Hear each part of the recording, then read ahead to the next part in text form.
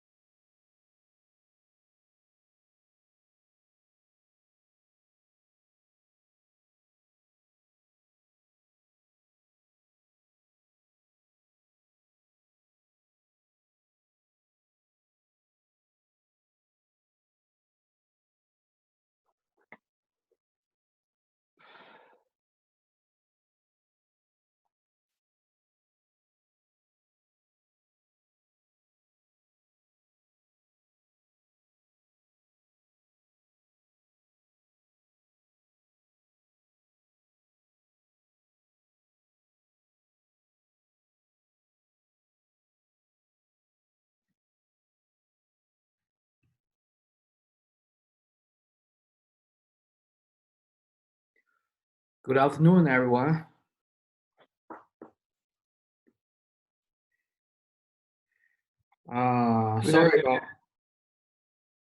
Sorry about yesterday's issue because professor's internet was cut off, and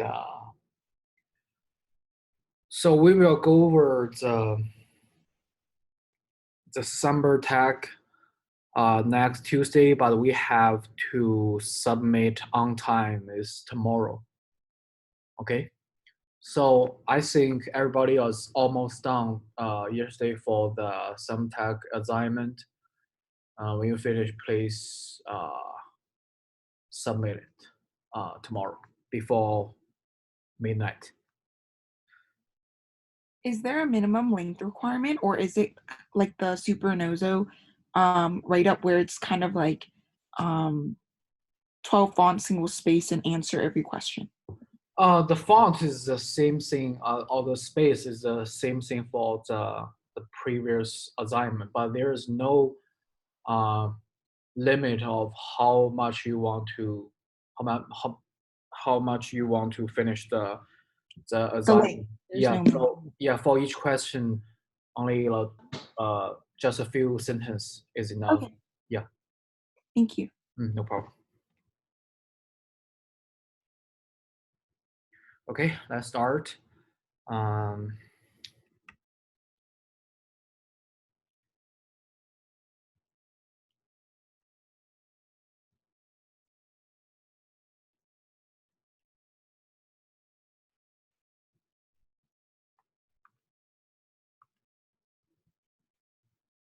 so today we will talk about the chapter 9 and chapter 10 are recap the just give you like simple image or simple structure of what we learned for this week. And the second thing is if you have any question about your CCC project, you can ask me here or after class. Okay, so firstly, for chapter 9 is international strategy.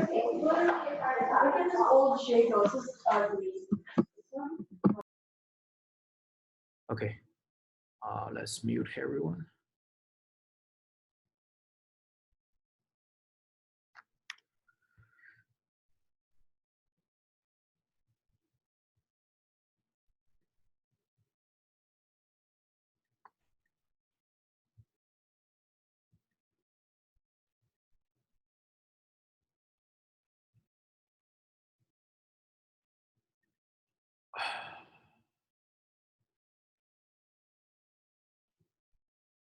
Okay.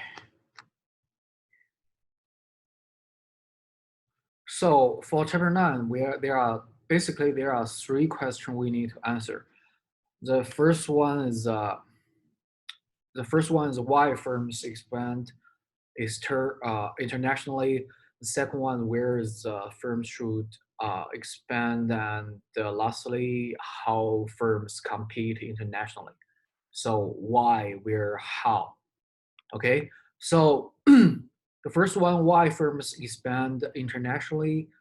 There are 6 points. The first one is growth. It's very easy to understand. Is sales or the revenue for the company. If you produce more, you will get more sales or revenue growth. The second one is the efficiency. So for the efficiency, you can understand by 3 dimensions. The first one, lower cost resources. That means, for example, you can uh, hire more cheaper labor cost from other market. The second one is longer product life. That means, like for example, on the picture you can see Volkswagen. Uh, its name called Quantum in the U.S. or European market, but it's called Santana in China. Uh, the this vehicle was released in European almost late 70s, but it's first released in China about in 1983. So during that time, the early 80s, almost the middle 80s, the life cycle of the product of this vehicle have already been to the ending stage. But is on the mature stage, the company can sell the leftover product or leftover parts to China and to reduce the cost because it doesn't need any R&D or some other cost. So this this vehicle, this model, continue to survive in Chinese market uh, to 2012. Yeah, just a few years ago. So that means it can extend the product life to help the company to be more cost efficiency. Okay, the third one is economy of scale and scope. Very easy to understand. Okay, the other 3 dimension of the why firm expand internationally is managing risk. Uh, the first one, managing risk, is it means like if you going internationally, it can help you to manage risk, whatever is natural risk or economic risk, like economic pandemic or um, some earthquake like that. And next one is the knowledge, because the people in the world, different area has different taste and different insights into different products. So this way can help you to accumulate your next generation product release or R&D, okay, to accumulate knowledge for the product in the future. The last one is responding to the customer or competitors. So for the customer, for example, the Big Four accounting company, if their customer went into a market, if the Big Four want to provide the service for their customer, they need to have a branch in that market. Also for the competitors, like what I mentioned in my first lecture, Pepsi and Coca-Cola competed in Soviet Union. So that's an example of the responding to the competitors. Okay. Next one, where firms should expand. So Professor mentioned the 6D model from Turkey. He used Turkey as an example, but the 6D is not in the textbook. Instead, in the textbook, we use a CAGE model, is called culture distance, administrative distance, geographic distance, and the economic distance. So use the first letter. But for the 6D, I think you need to remember because it might appear in the final exam. You need to know what the meaning behind each phrase or each word. So the first one, power distance. That means the individuals in societies are equal or not.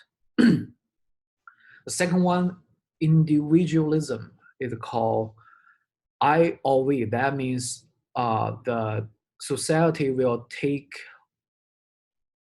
individual or the group of the people into priority. So which one should be the first? The third one is masculinity. Masculinity is the meaning of the society, the business culture of that society is have preference on for competition or quality of life. For example, in Japan or in China, now this culture of the business, there is fierce competition. Okay, so if, for example, for the quality of life, the Northern Europe country like Norway, like Denmark, like this kind of a country, they prefer the quality of life rather than the fierce competition. Okay, so the fourth one is uncertainty avoidance. That means where the future can be known very well. The fifth, pragmatism, that means tradition or modern. That means the culture or the society will prefer to keep their traditional norms, traditional social norms, or prefer some modern technology or modern culture. The last one, indulgence, that means the cultures is indulgent or restrained. Okay, so that means when new stuff come into the market, you want to accept it or not. Okay, any question about this 6D model? I have a question about it. Is that a model that, why are we referring to it? Is it used at all in America? No, it should be like, because it's for this chapter, the topic is go internationally for the company. So it fit into different market in the world. Oh, I see. Yeah, yeah. Yes, So, thank you. so the example here is from the lecture slides you can check it out is for the Turkey, and you can see the score of each dimension, high or low. So it's for the international market, not for the US, not standard for the US. Okay, Right. Thank you so much. Yeah. no problem. Okay, the next one it's appear in the textbook. Also, is appear in professor's lecture. These four dimensions, the culture, distance. That means different culture, different uh, language. So that means when your company want to uh, enter into that market, you have to um, take much money to into like marketing or something else to fit into the culture of that market. Second one, the administrative distance. That means like the government policy of that country is good or bad for your um, industry or for your company. Okay, so if it's very hard to enter into that market, it will take so much money for you to lobby to the government to convince themselves um, you can enter into market and can bring some benefit into that market. Okay. The third one is geographic distance. That means the natural distance between the two countries. If the country doesn't have the common board, uh, you have to ship your goods from your country to that country, mm, or send your personnel, send your employees to that country. That means you need to take so much money. Okay. Also, if the product is very fragile or is very easy to perish, that also means it's very hard to ship. The last one is economic distance. That means even though for a specific for the same product uh, in the class we have um, Big Mac index as an example. That means for Big Mac, even the same product, but in the different market, it had different price if it transfer to the US dollars because the income of the different country is different. So the that index can take the PPP, uh, the purchase power parity into the consideration. Okay. Any question about this cage model?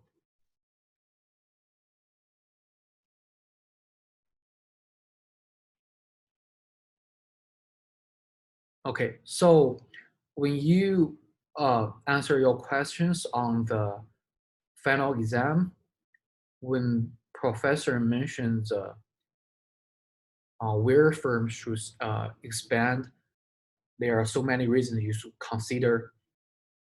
That means you need to finish the question by these two model.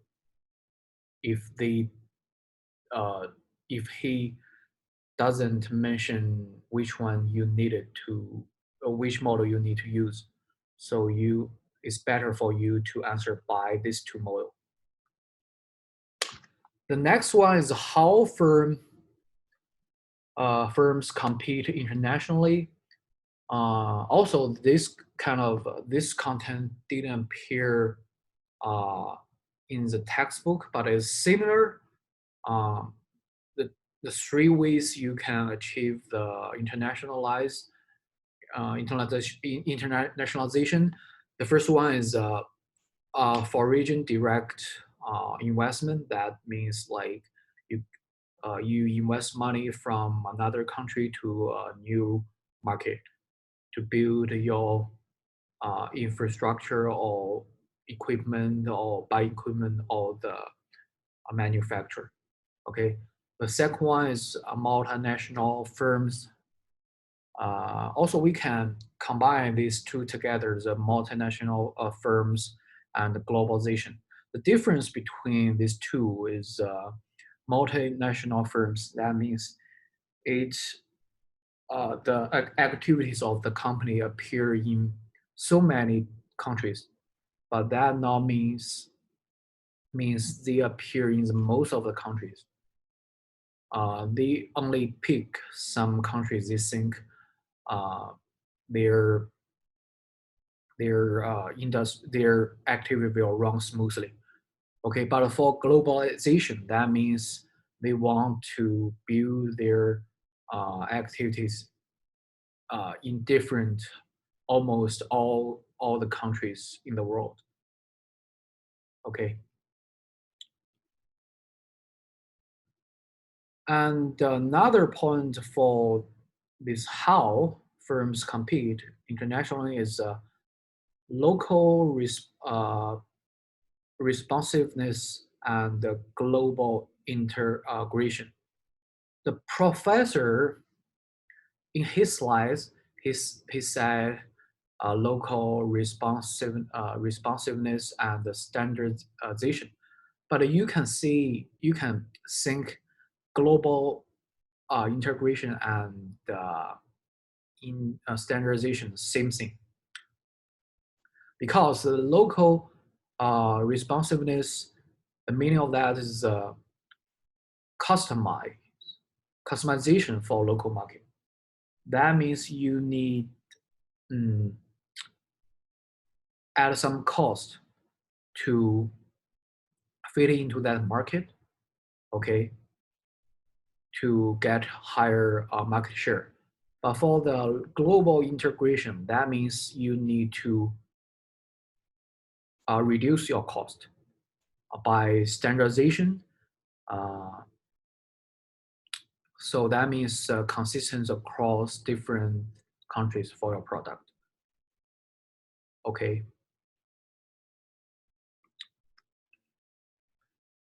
So here is a further explanation of the global integration, also the standardization. So you can see here is a graph. Sorry, I missed some part here. It should be pressure for the local responsiveness. So there are the two dimension pressure for a company if they want to go internationally.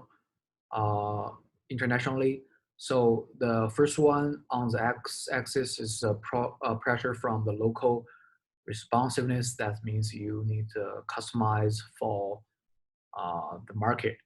That means you need to add the cost for that market. And another dimension is the pressure from the standardization. That means you need to reduce the cost, also reduce the customization to help you save the cost. Okay, so when you enter into new market to find a way to finish your global integration, you can use different kind of strategy. When you plot a dot into this graph, for example, here the first one, multi-domestic strategy, that means emphasize local responsiveness over standardization. For example, the food industry and the media industry, because people have different taste, use different language. So if for this to industry, most of the company need to fit into the market by local responsiveness. So that means the plot, the dot should appear here on the right side of the chart. Okay. So here's a question: is for the multi-domestic strategy, it is a cost leadership or differentiation strategy for the company?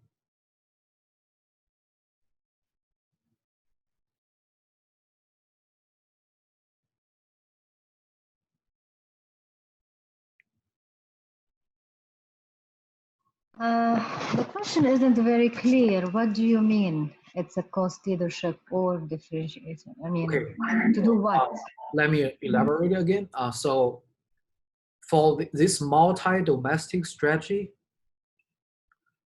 the company now emphasize local responsiveness over standardization.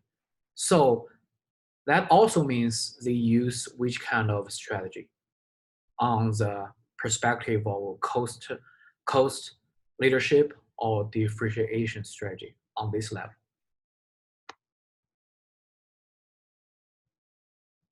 I think it means reducing cost, which should be differentiation strategy. So you choose the cost leadership?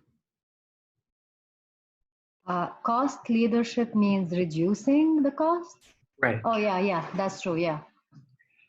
But like for the local responsiveness, that means they want to make a difference for their product. So that should be differentiation strategy. So Philip, you are right. So Francis, so remember for this local responsiveness, for this graph, if we plot dot, the dot should on the right side of the graph. That means higher local responsiveness. Okay, I see what you mean. Okay. Okay, for next one, global strategy, emphasize global standardization and economy of scale over local responsiveness. Okay, so that means you want your product almost same in different countries or different market and achieve the economy of skills rather than make some difference. Okay, so if they achieve the global standardization, it's same kind of question. It is a cost leadership or differentiation strategy. And here it's differentiation strategy. It's a differentiation strategy. Oh no, I'm sorry. And here it should be the cost leadership. Okay. Like different. Okay. Yeah. Cool. So for here, the thing is very tricky. So why? Do you know who is this guy on the background? Can barely see him. It's a black to me. Okay, so Thierry Henry he served on the Red Bull or New York Red Bull on the American I think it's what the name of that league is. I don't remember the soccer league for the American soccer league, right? So the Red Bull, this company, do you guys know where is Red Bull, this company come from originally? Which country do you know?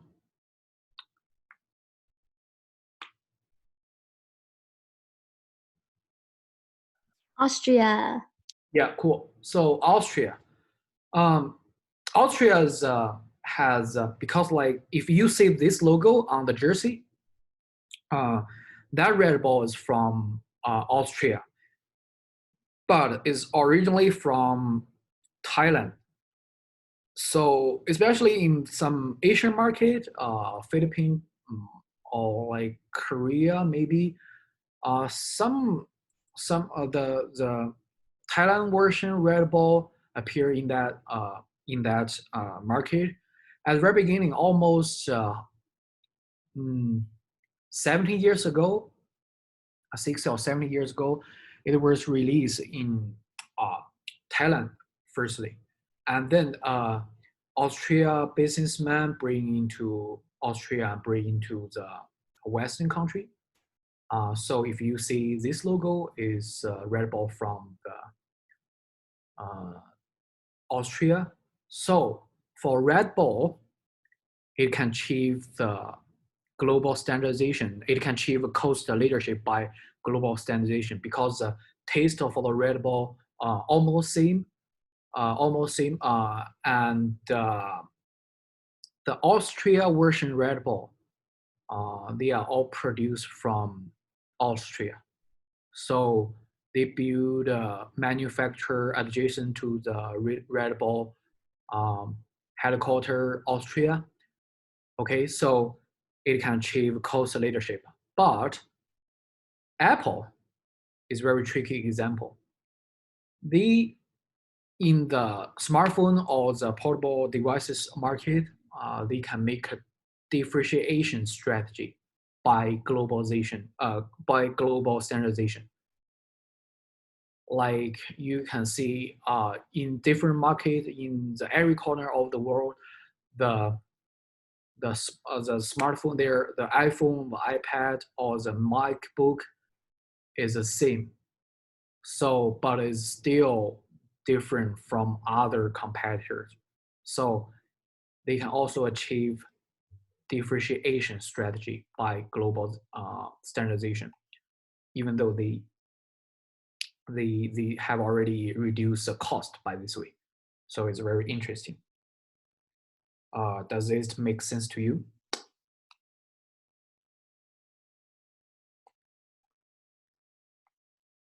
If you can understand, I will move on to the next strategy. Arbitrage strategy, that means buy low, sell high. So there are 4 ways you can achieve arbitrage strategy. The economics arbitrage is apparent, the surface meaning of the arbitrage, buy low and sell high. The capital arbitrage, that means the capital of a country is very cheap. Like you can get a loan by a very low cost, and then you can invest, get loan from one market and invest into your company or into your any other invest. Okay, so the culture arbitrage, that means, for example, so many animation use Japanese animation as a selling point, like the ACG culture. So that's the meaning of the culture arbitrage. That means the culture for one of a country is very unique. So you can bring that kind of culture into your country or into different area in the world to make money. And last one is administrative arbitrage. That means the tax cost of one unique country or area very low, and you can use this way to avoid the cost. Okay, any question for this global integration?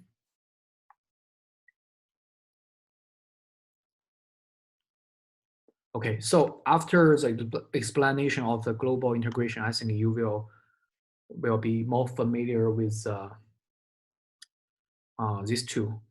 So when you want to use these 2 ways to achieve your international strategy, you can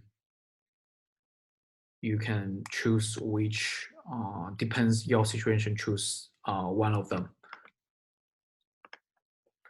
Okay, so the tools you can use to decide before internalization, the SWOT and the PASTEL, the professor mentioned during the class, we have learned during previous lectures.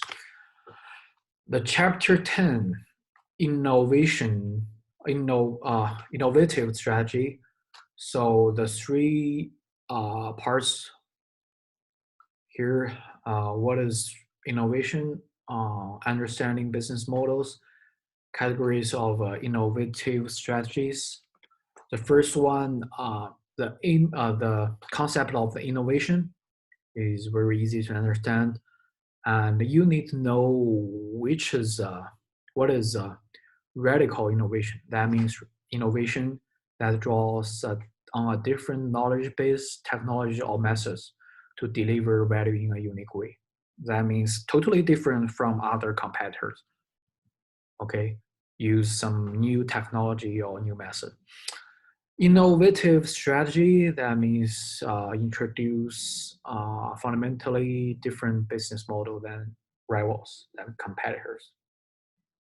Okay, so the Summer Tech we have discussed during the class, because this 9 dimension for the understand business model, I think it didn't appear in the textbook. So Professor also mentioned it might appear in your final exam. So remember this structure. And I think it's quite simple to answer each question for the Summer Tech because it already appeared in your the canvas, I mean the chart at the very beginning of the material, right?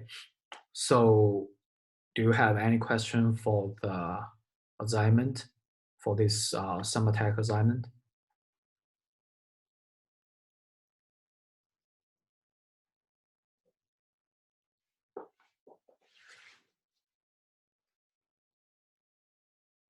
Okay.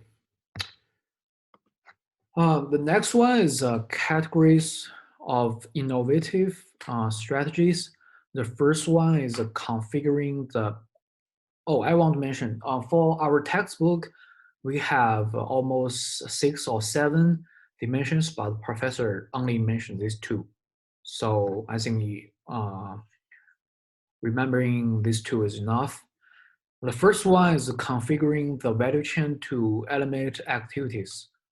I remember we have learned this in previous lecture, but the professor used the same example, Amazon.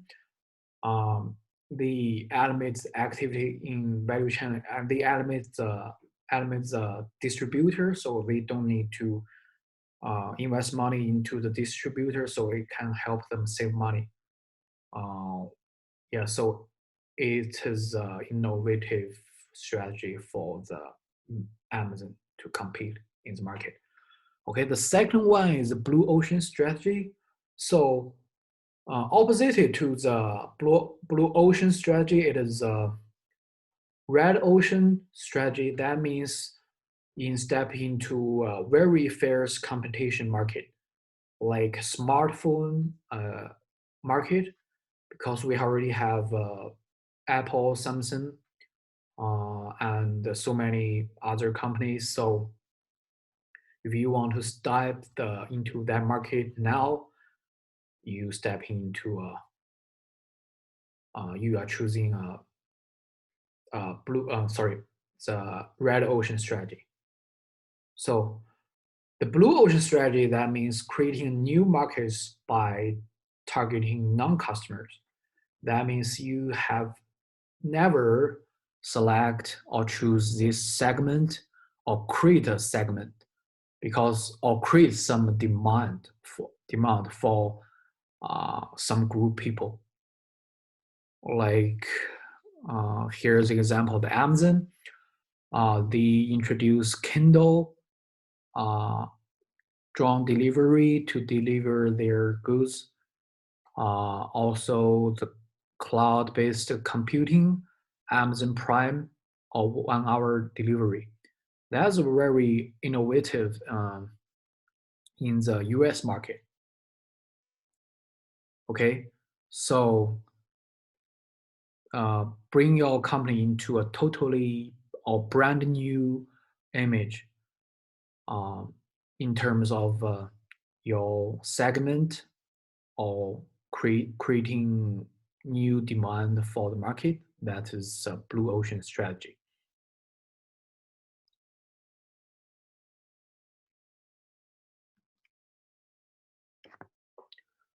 Okay, so any question about the recap, the 2 chapters? If you don't have any question, we can talk about the project if you want.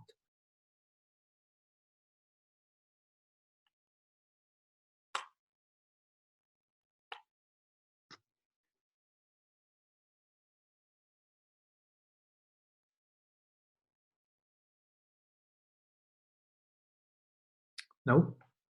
Okay. Any question about your project? Have you already talked about this project with a professor?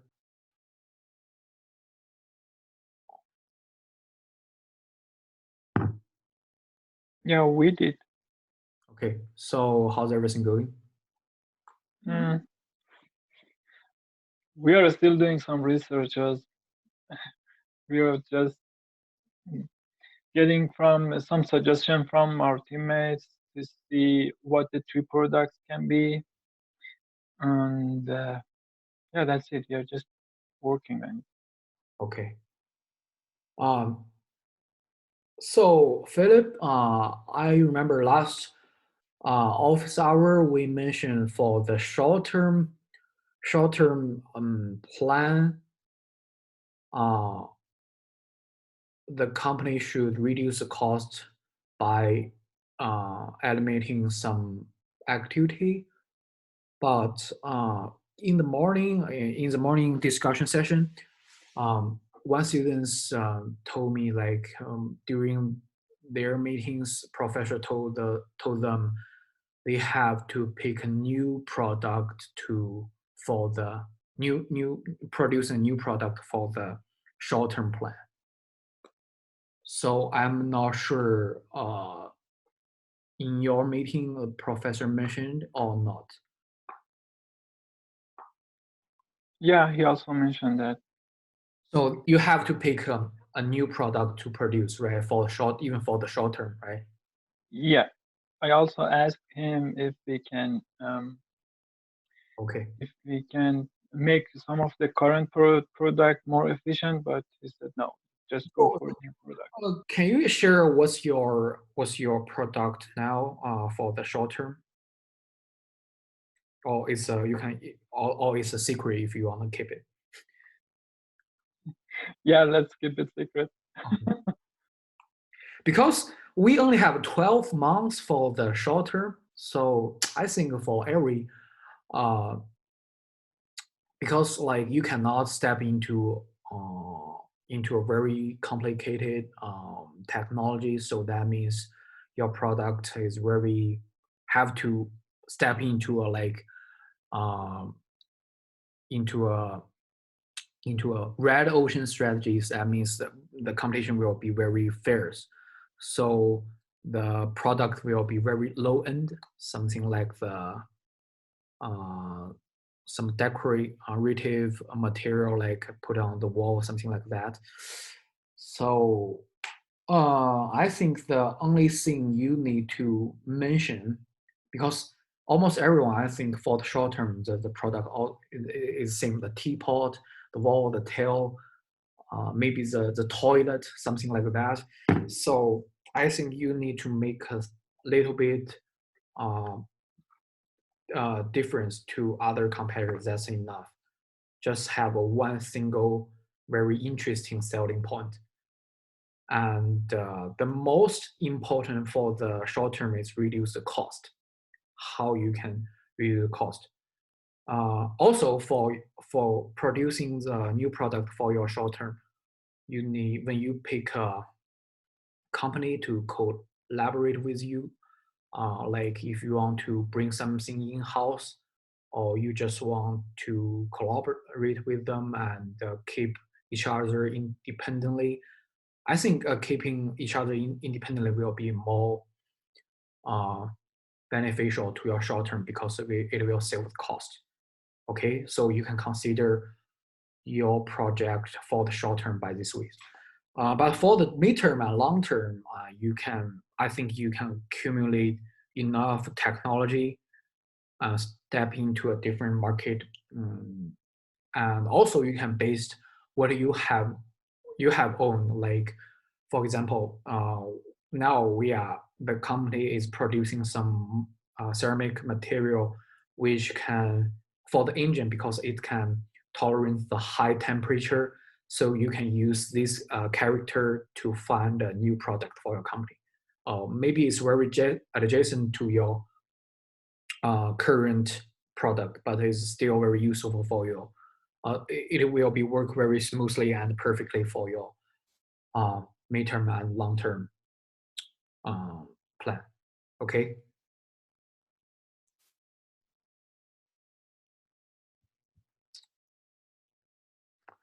Okay, if you don't have any question, lastly, I just want to remind something. The first thing is a SumTech case assignment due Saturday is tomorrow before the midnight. The second thing is a Tuesday quiz. It will include chapter 11 and chapter 12. Last thing is a mini case, something due next Thursday, so it's not Friday. So don't be late. And for the Nike mini case, because I have so many things to grade last week, so I didn't finish it. So I will finish it, the grading as soon as possible. Okay. If you have any question, you can stay here, and I will provide you answer. And if you have no any other question, you can please feel free to leave. Thank you all, guys, and have a good weekend.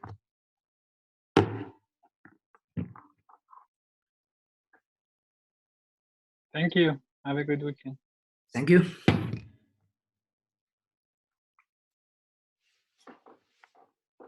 Thank you, Watson. Take care. Bye.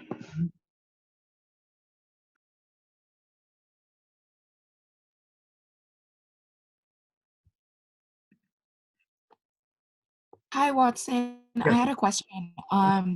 Is this week's discussion post due today or on Friday, or is it due by the end of this week? Actually, I think Professor, because he mentioned for the first part of the discussion board, you need to finish last week, but I think there's no time limit for the left discussion, so you can finish before the final. But I encourage you to finish as soon as possible, because I might grade some of them immediately after each session. Okay. I remember you attend the morning session, right?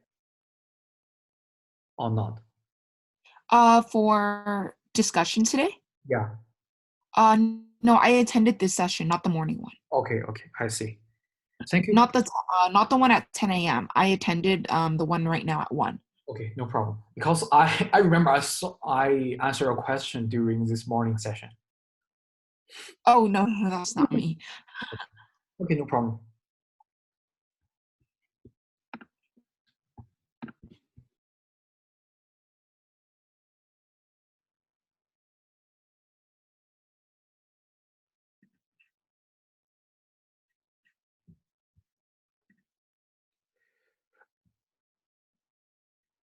Oh, also, Watson, are we able to email you individually, like to have like a grade check of per se, like our participation, or like to see if are we able to do that, or is it not up to date yet? Because it's week 8, so are some of us able to, like, if we want like a grade check of how we're doing so far in participation and our points, are we able to email you individually and get like a feedback? Okay, you mean like any like channel, like you can see the first half participation point, right? Or just like know how we're doing in terms of participation? I think everyone did a very good job. Almost everyone. If you attend the class and if you use a chat box or ask professor some question directly by video or by your voice, and I will give you the participation points. For the participation points, it be divided into different parts. The first one, the discussion board. You need to create original content and then comment on others' perspectives. You will get that part participation point. And another other participant points is from your attendance and the participation, like from the chat box or ask question to professor.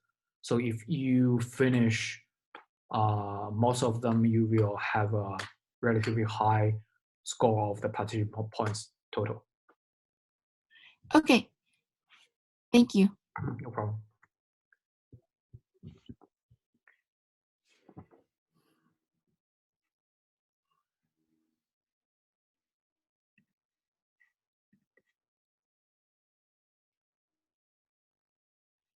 Okay, so if you guys don't have any question, let's end the meeting now.